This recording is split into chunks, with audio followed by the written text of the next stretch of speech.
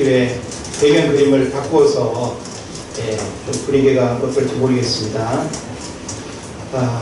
저는 오늘 여러분과 함께 나를 움직이게 하는 것이라는 제목으로 같이 말씀을 나누려고 합니다. 바다에서 평생을 고기 잡아야 하며 사는 어부에게 바다에서 가장 무섭고 두려운 게 뭐냐라고 이렇게 물었습니다.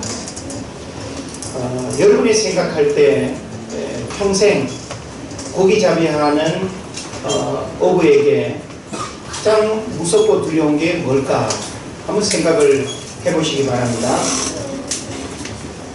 이 어부가 대답하기를 거친 파도도 아니고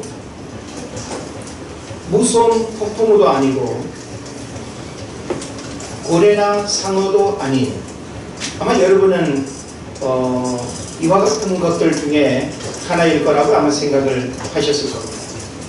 그런데 의외의 대답이 나왔는데 개라고 했습니다. 그 개는 먹는 개가 아니고 안개입니다. 한 치 앞을 내다볼 수 없고 방향도 가늠할 수 없는 안개가 가장 큰 두려움이라는 거예요. 여러분 짙은 안개 경험해 보셨나요?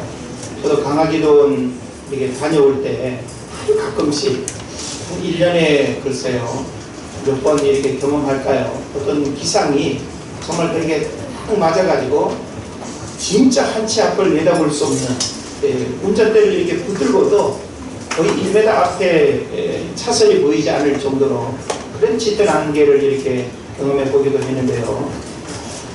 도로에서도 그런 짙은 안개를 만나게 되면 아무리 깜빡이를 켜고 내가 어딘가를 가려고 해도 방향을 잃어버리기도 하고요. 길을 잃어버릴 가능성이 많은 그런 이제 문제들을 우리가 생각할 수 있습니다. 역시 바다에서도 평생 어부로 이렇게 살았지만 안개가 가장 무섭고 두려운 그런 이제 대상이라고 우리에게 소개하고 있습니다.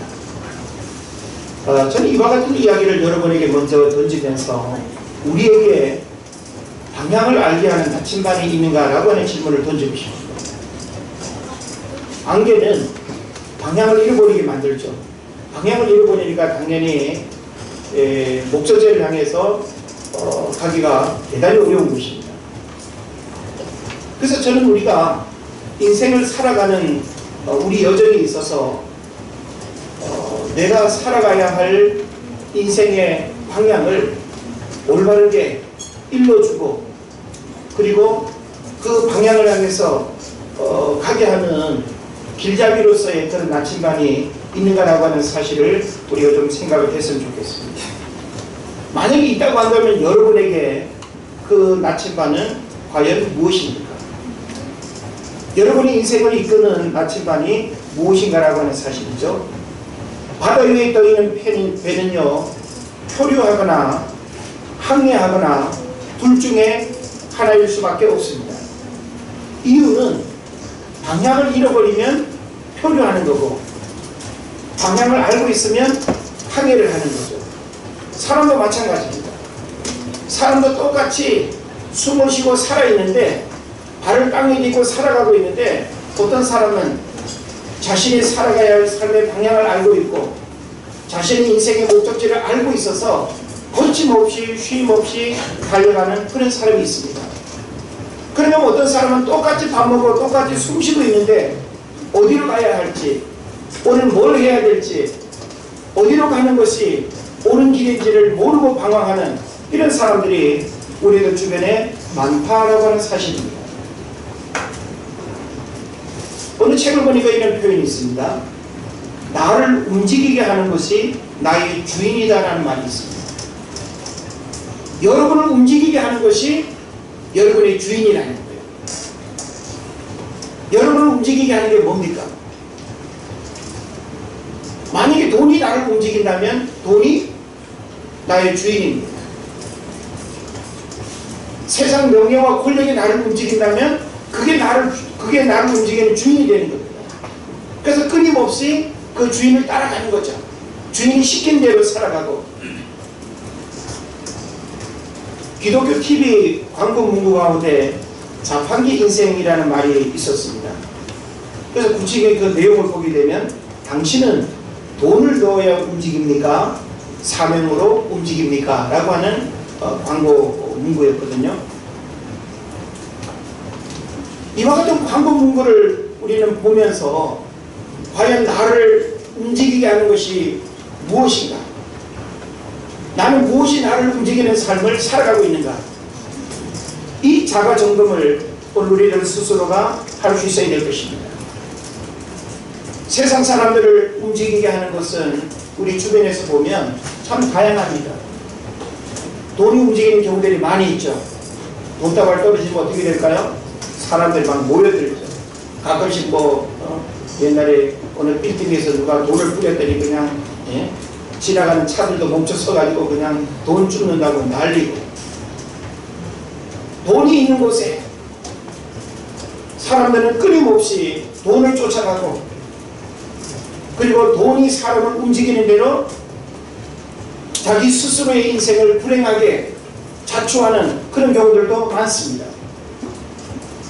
또 섹스라고 하는 이런 성도 오늘날 사람의 올바른 방향을 망가뜨리고 가야 할 길을 가지 못하게 하고 가서는 안 될 길을 가게 하는 권력, 인기, 명예, 사실 우리가 교회 밖에서 만나는 수많은 사람들, 그리고 우리 자신들도 어쩌면 이와 같은 문제들 속에 이런 것들이 끊임없이 나를 움직이게 하고 그 움직임 속에 살아가고 있다고 우리가 부인하기 어려운 그런 우리의 자신들을 보게 되는 것입니다. 기독교 역사상 유명한 믿음의 인물들을 살펴보면 참 그들의 삶이 존경스럽고 부러울 때가 분명히 있습니다. 우리나라 사람들 가운데도 손양원 목사님이라든지 주기철 목사님, 참 대단한 믿음의 위인이죠. 또 성 프란시스, 어거스틴, 마틴 루터, 요한 웨슬레, 역시 이런 인물들도 그들의 삶은 특별했고 어찌 보면 우리와 다른 어떤 삶을 살았던 그런 인물들로서 머리 숙여 존경할 만한 그런 사람들임에 틀림이 없습니다. 그런데 우리는 이와 같은 사람들을 우리가 바라보면서 어떻게 이들은 훌륭한 믿음의 위인이 되었을까라고 우리가 생각을 하게 되면서 과연 무엇이 그들의 삶을 위대하게 만들었는가라고 하는 질문을 하게 됩니다. 그런데 공통점은 그들의 삶을 움직였던 무언가가 있었다라고 하는 거예요. 오늘 그것을 여러분이 말씀을 들으면서 함께 추적해가고 그리고 그 답을 찾아서 여러분의 인생에 새로운 무언가가 여러분의 삶을 이끄는 그런 축복의 삶이 오늘 이 시간으로부터 시작되기를 바랍니다. 여러분을 매일의 삶 속에서 움직이게 하는 것 무엇입니까? 사람은 무언가가 자신을 움직이게 하는 그 무엇 때문에 다양한 모습으로 살아갑니다. 욕망과 욕심, 충동과 야망에 의해서 움직이는 삶을 산다면 결과적으로 많은 것을 잃어버리고 후회하게 될 그런 삶을 살아가겠죠.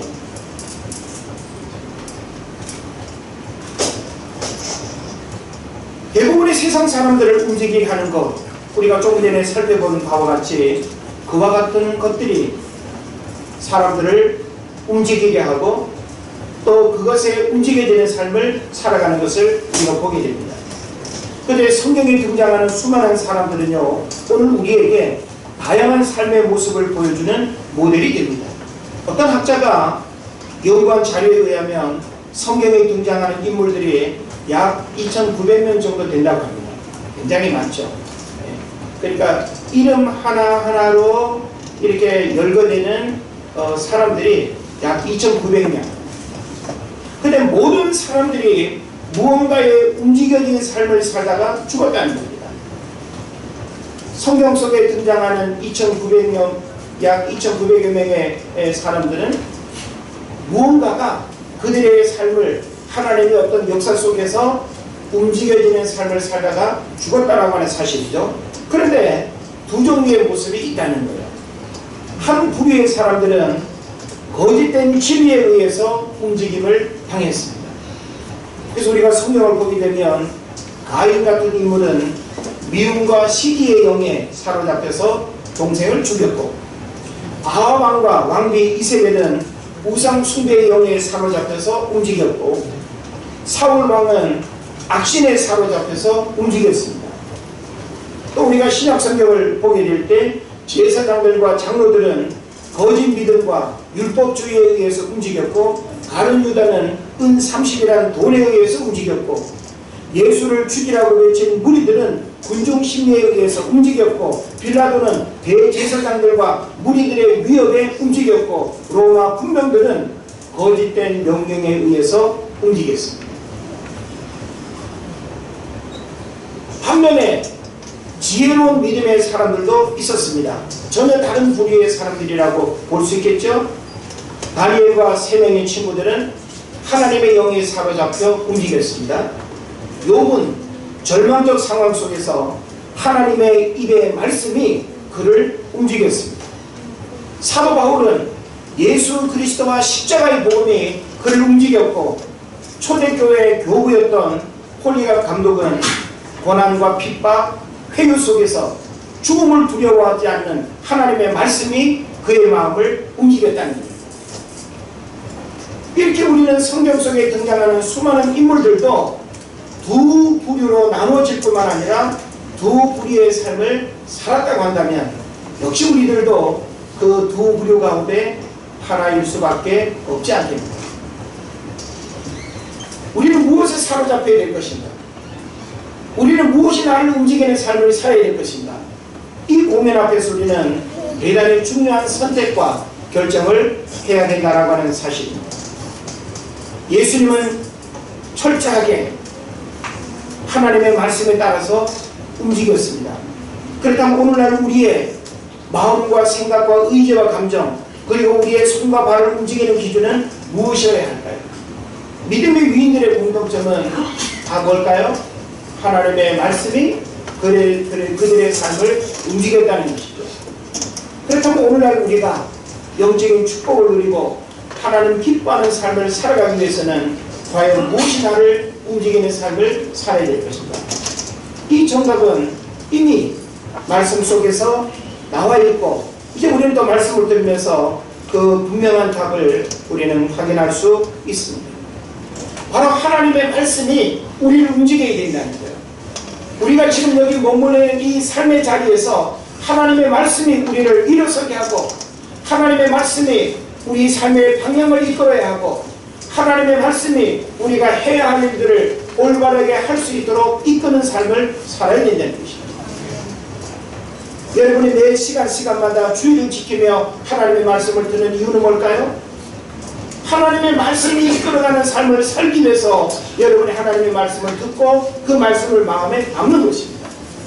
그런데 하나님의 말씀을 여러분이 들음에도 불구하고 그 말씀에 나를 이끌어가는 삶을 살지 못한다고 한다면, 우리는 말씀과 상관없는 내 생각, 내 감정, 내 방법대로 살아가는 것이죠.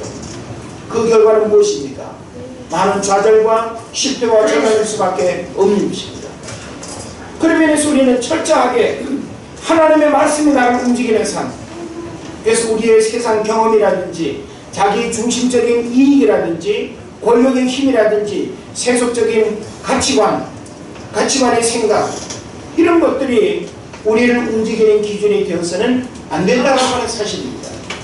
그런데 의외로 오늘날 많은 사람들이 하나님의 말씀이 나를 이끌어가는 삶보다는 세상 사람들이 추구하는, 세상 사람들이 사로잡혀 살아가는 그와 같은 것들에 나도 함께 붙들려서 나도 함께 그런 것들의 움직임을 당하면서 살아가는 그런 모습을 우리가 심각하게 발견하게 되는 것입니다. 우리가 성경을 보면 예수님은 철저하게 하나님의 말씀에 따라서 움직이셨습니다. 제자들의 배신과 의심과 부인과 항변에도 아랑곳하지 않고 하나님의 뜻이 십자가를 지는 장소까지 움직이게 했습니다. 그래서 예수님은 말씀을 이루는 삶을 사셨다고 이렇게 볼 수 있는 것이죠. 하나님 이제 저와 여러분에게 하반기도 역시 하나님의 말씀이 우리를 이끌어가는 삶을 살도록 하나님 우리 각자에게 귀한 말씀을 주인 줄로 믿습니다. 그 말씀은 단순한 액세서리가 아니에요. 그냥 듣고 내 스스로가 취사서 내갈 수 있는 말씀이 아닙니다. 그 말씀의 의미와 핵심을 여러분이 제대로 안다고 한다면 하나님은 가장 정확하게 지금 나에게 필요한 말씀을 주신 줄로 알고 그 말씀이 나를 이끌어가는 삶이 되도록, 그래서 그 말씀이 내 인생의 길잡이가 되고 나침반이 되고, 그래서 더 이상 세상의 많은 것들이 안개와 같아서 방향을 잃어버리게 하는 그 문제로부터 하나님의 말씀은 그 모든 장애물과 안개 같은 모든 환경들을 초월해서 우리의 삶을 올바른 길로 인도하는 은혜가 된다는 사실을 믿으시기를 바랍니다. 우리는 하나님 앞에 그런 면에서 이렇게 기도할 수 있어야 합니다. 주님, 나를 움직이는 것은 말씀이게 하옵소서. 말씀대로 생각하며 말하며 행하게 하옵소서. 그래서 주님의 귀한 일들을 이루게 하옵소서. 이게 바로 우리의 기도 제목이고 우리의 마음의 소원이어야 될 줄로 믿습니다. 우리가 젊고 건강할수록 나를 부정적인 삶으로 움직이게 하는 수많은 마귀의 유혹과 세상적 방법들이 있다는 사실을 우리가 알아야 되는 것입니다.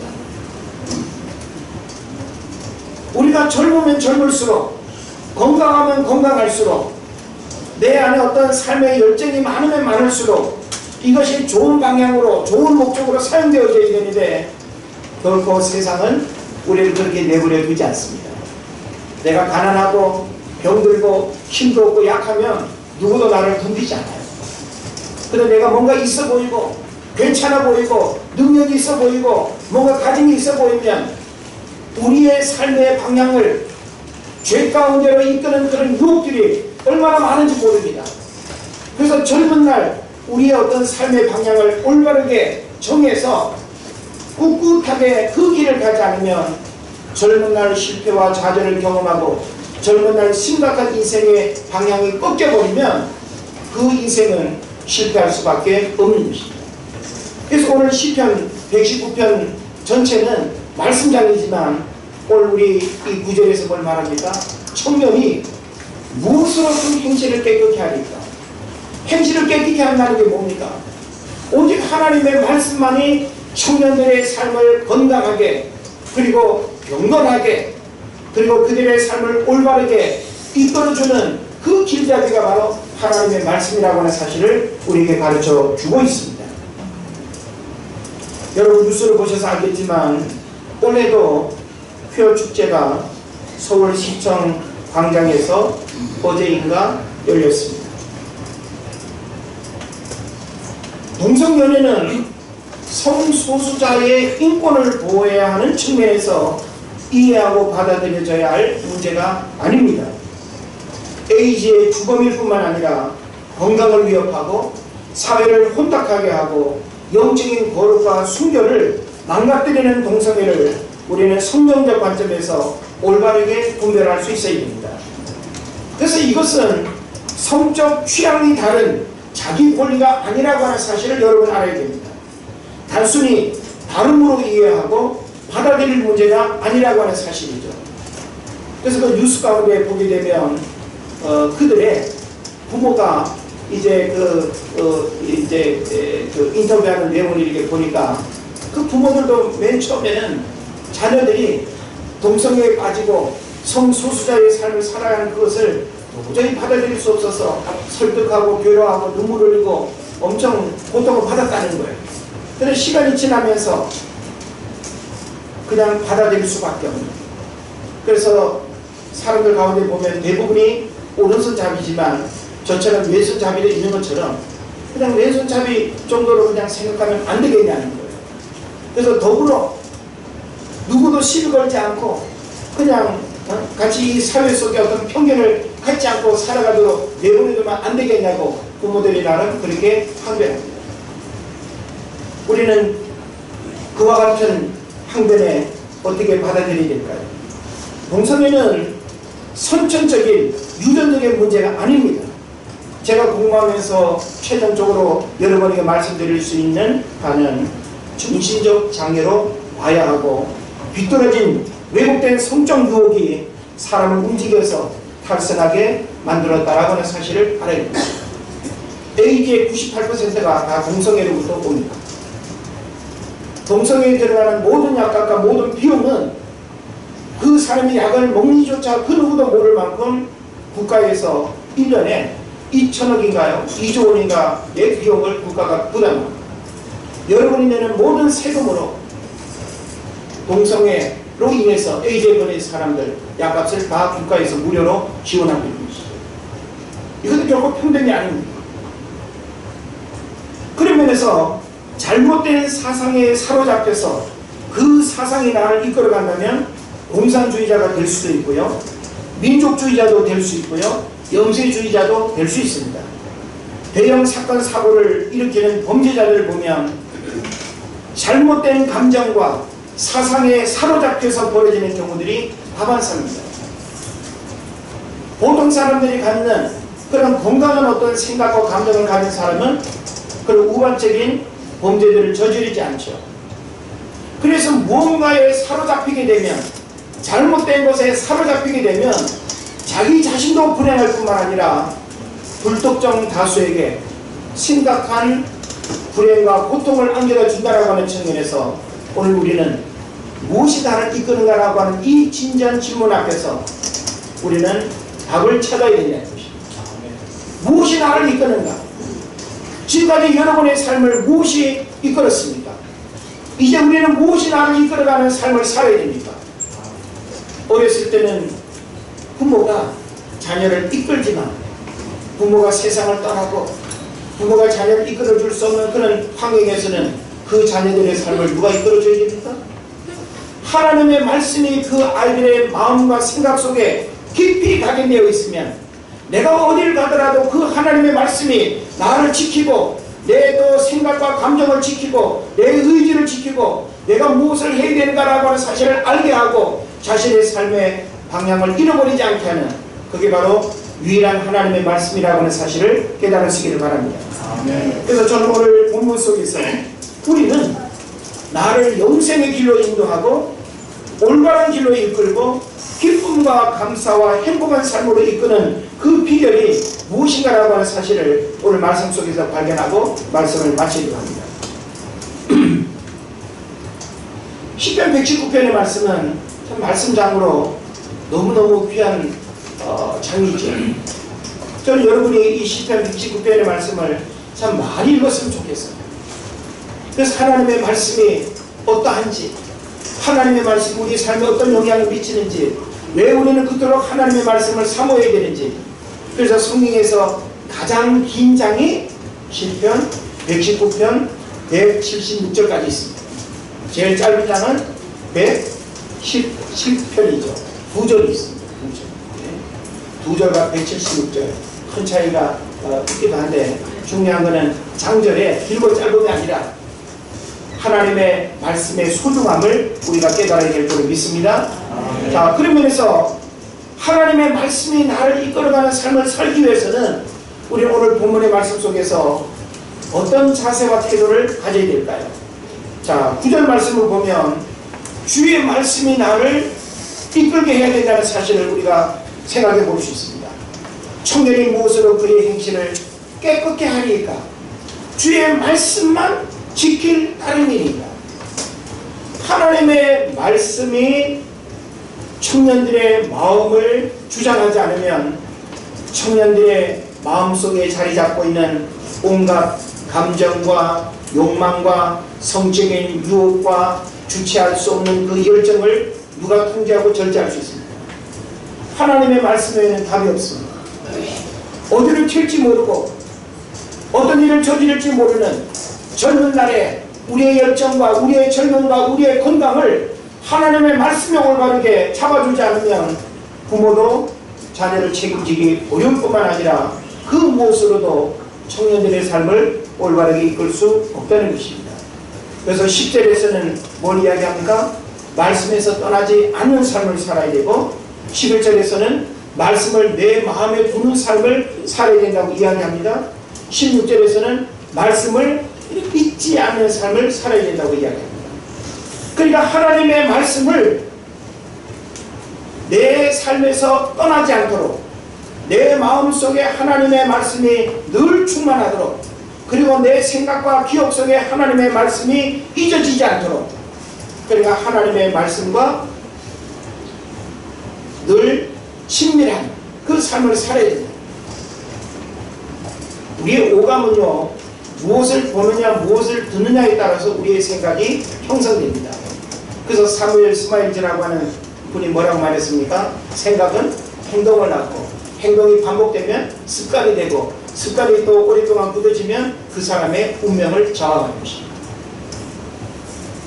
그러면서 우리의 생각에 긍정적인 삶을 살아가도록 영향을 미치는 것은 성인 군자들의 그런 가르침이 아니고 사사성경을 많이 읽었다고 해가지고 올바른 삶을 살아가는 것이 아니고 하나님의 말씀이 뭐가 죄인지 뭐가 영생의 길인지 뭐가 나쁜 건지 오직 하나님의 말씀이 올바른 분별력을 갖게 할 줄로 믿습니다. 그러므로 우리는 하나님의 말씀이 나를 이끌어 가도록 그래서 그 하나님의 말씀을 늘 우리가 듣고 그 하나님의 말씀을 주목하고 암송하고 하나님의 말씀을 매일의 시간 속에 가까이 대하는 그런 은혜가 우리에게 있어야 됩니다. 사실 바쁜 현대인들이 성경 하루 3장 읽기 힘들고 어려울 수 있습니다.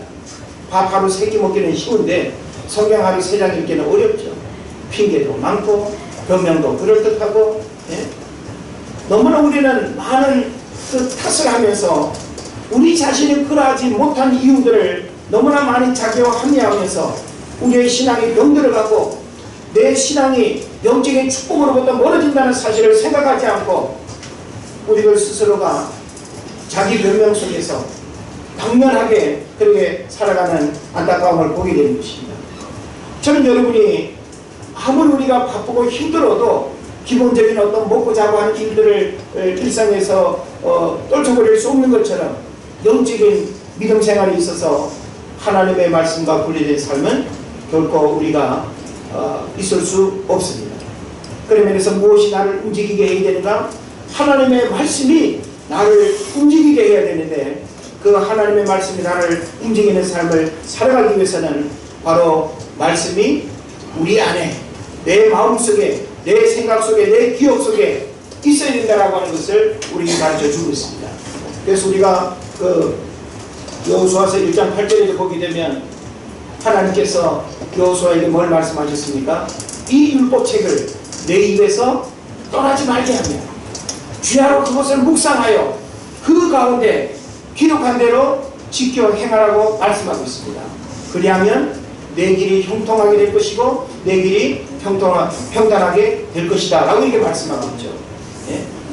그러니까 하나님의 말씀이 여호수아의 삶을 어떻게 펼치고 어떻게 이끌어 간다라고 하는 사실을 말씀 속에서 이미 담고 있습니다. 이건 바로 오늘 우리에게도 동일한 말씀을 우리가 적용할 수 있어야 될 것입니다. 그 다음에 두 번째로 우리는 말씀 이끌어가는 삶에 대한 부분에 있어서 뭘 생각해야 되는가 하면 전심으로 주를 찾아야 된다는 거예요. 그래서 10절에도 보면 내가 전심으로 주를 찾았사오니 주의 계명에서 떠나지 말게 하소서. 우리가 주를 찾는다라고 하는 것은 주님으로부터 주의 말씀의 가르침을 받기 위해서 우리가 주님을 찾는 거예요. 어린아이들이 엄마를 왜 찾을까요? 배고픔을 해결하기 위해서, 목마름을 해결하기 위해서, 지금 당장 자신의 필요들을 해결하기 위해서 부모를 찾는 것입니다. 엄마 아빠가 눈앞에 있고 엄마 아빠를 찾기만 하면 아이들은 자신의 문제들을 다 해결받습니다. 우리 인생은 하나님을 찾고 우리 인생은 하나님을 만날 때 바로 우리 인생의 영적인 목마름의 문제들을 해결받는다라고 하는 사실을 믿으시기를 바랍니다. 그런 면에서 우리는 주를 찾는데 어떻게 찾아야 하는가 하면 성경에서 가르치는 뭔가 하면 전심으로 찾아야 됩니다. 따라합시다. 전심으로 주를 찾자. 전심으로 주를 찾아야 된다라고 하는 이 말 속에는 게으르지 않아야 된다라고 하는 사실을 말해주고 있습니다. 게으르지 않아야 됩니다. 우리가 사람으로부터 게으름의 말을 들으면 그 사람은 성공적인 삶을 살 수가 없습니다. 물론 게으름이라고 하는 것은 행동의 느림을 의미하지는 않습니다. 목적과 방향이 잘못된 자리에서 아무리 열심히 땀 흘리고 열심히 노력해도 그 게으름입니다. 그래서 우리는 하나님을 사모하고 하나님을 찾는 일에 있어서 게으르지 않아야 하고, 그리고 세상에 대한 견눈질 하지 않음을 바로 의미한다는 사실을 알아야 됩니다. 전식으로 주를 찾는다는 것, 게으르지 않아야 된다는 것과 세상에 대한 견눈질 하지 않아야 된다고 하는 그 의미를 담고 있습니다. 그런 면에서 우리가 하나님을 전심으로 찾는 이 선한 결정이 바로 저와 여러분의 삶을 정말로 표류가 아닌 항해하는 기쁨, 어떤 목적지를 향해서 가까이 다가가는 그 기쁨을 우리에게 주실 줄로 믿습니다. 예. 우리가 어떤 목적지를 향해서 출발하는 것도 기쁘죠. 그런데 목적지가 가까우면 가까울수록 더 큰 기쁨이 우리에게 있는 줄로 믿습니다. 그런데 가다가 고장나가지고 차가 퍼지고, 예? 엉뚱한 방향으로 막 그냥 가고 있고 이러면 얼마나 불안합니까? 사람은 목적지가 가까울수록 행복합니다. 여러분의 삶의 목적지는 죽음이 아닙니다. 죽음을 뛰어넘어서 하나님이 원하시는 삶의 자리로 나아가는 그 삶 자체가 우리에게 목적지이고, 그리고 그 영원한 하나님 나라가 우리 인생의 궁극적인 목적지인 줄로 믿습니다. 그 다음에 하나님의 말씀이 우리를 이끌어가는 삶을 사는 사람은 어떻게 살아야 되는가 하면 13절 14절에서 뭘 말하는가 하면 말씀 증거의 삶을 살아야 되잖아요. 한번 따라합시다. 말씀 증거의 삶. 그래서 13절 14절 보면 뭐라고 말합니까? 주의 입의 모든 규례들을 나의 입술로 선포하였으며 라고 기록하고 있습니다. 여기서 선포라고 하는 것은 단순한 외침을 말하는 것이 아니라 이것을 모르는 사람들에게 증거하는 거예요. 하나님 어떤 분인가를, 하나님의 말씀의 능력이 무엇인가를 증거하고 고백하고 드러내는, 이것이 바로 말씀이 이끌어가는 자의 삶의 아주 중요한 모습이 될 것입니다. 그런 면에서 우리는 말씀을 증거하는 삶, 예수 그리스도가 구원자라고 하는 이 복음의 핵심을 증거하는 삶, 이거는 숙제가 아닌 삶으로의 고백이 되어야 될 것이고, 이것을 사명으로 알고 기쁨으로 실천해야 될 줄로 믿습니다. 그리고 이 일은 우리 하나님의 가장 영광되고 축복된 삶임을 우리에게 가르쳐 주고 있습니다. 그리고 가장 아름답고 귀한 삶이 바로 나를 통해서 말씀이 증거되고 말씀을 선포하는 삶이 되는 것입니다. 이제 말씀을 마칩니다. 하나님의 말씀은 우리의 마음과 생각을 지키고요, 우리의 의지와 감정을 다스릴 뿐만 아니라 우리의 손과 발을 주장합니다. 하나님의 말씀은 우리의 전인격을 통제하는 능력이 있는 거예요. 부모가 자녀를 억지로 잡아 풀 수는 있어요. 그런데 마음을 돌릴 수 있습니까? 아이들의 감정을 사람이 좌지우지할 수 있나요? 그 아이들의 영혼을 그 누가 움직일 수 있습니까? 오직 하나님의 말씀만이 우리의 전인격을 움직이고 주장하고 올바른 삶으로 인도할 줄로 믿습니다. 그래서 하나님의 말씀만이 우리의 삶을 올바른 길로 인도할 뿐만 아니라 잘못된 길에서 정상적인 삶을 살게 하는 전인격적인 치유의 능력이 된다고 하는 사실을 깨달아야 될 것입니다. 그리스도인은 더 이상 잘못된 감정이나 사상이 나를 움직이지 못하게 해야 합니다. 현명한 성도는요, 말씀 앞에서 자신의 신앙을 점검하고 청년의 때를 탈선과 탐욕과 음란으로부터 자신을 지키고 거룩한 하나님의 백성으로 살아가는 축복을 경험하게 될 것입니다. 여러분이 머물러 있는 세속적 삶으로부터 하나님의 말씀이 이끄는 올바른 삶을 살아가기를 바라고 말씀 앞에 더 가까이 나아가는 여러분 되시기를 주 이름으로 축원을 드립니다. 기도합시다. 하나님, 오늘 우리는 지금까지